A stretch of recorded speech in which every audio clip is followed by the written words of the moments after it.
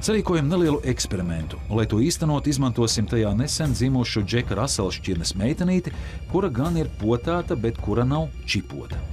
Tev viņš vecs? Tev mēnesis.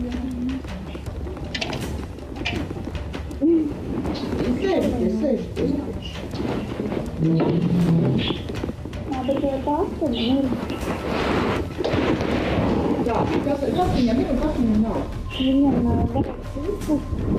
Bakti viņam ir? Pirmā ir, otrā būs desmit. Otrā būs desmit.